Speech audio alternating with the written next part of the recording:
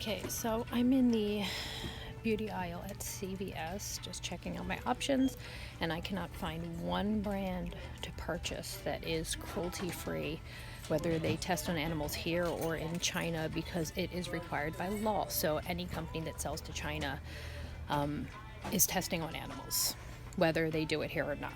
So I'm going down the aisle, and every brand here I've checked and test on animals. So I'm going to have to leave empty-handed. Check it out.